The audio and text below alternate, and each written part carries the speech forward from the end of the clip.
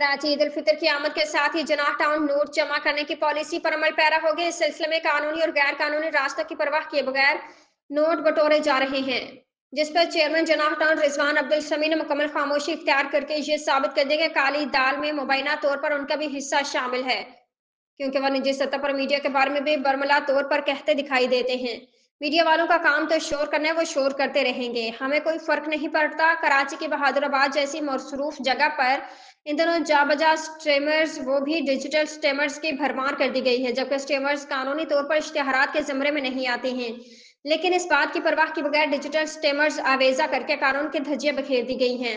मसलन जराये के मुताबिक बहादुराबाद में डिजिटल स्टेमर्स की भरमार के मरकजी किरदार टीएमसी जना की एडवर्टाइजमेंट कमेटी के चेयरमैन उसामा नामी शख्स है, जो टाउन काउंसिल के मेंबर भी हैं। उन्होंने मुबैना तौर पर 20 लाख की डील में स्टेमर्स लगाने की इजाजत दी, जिससे बल्दियाती आला अफसरान भी लाइल्म हैं।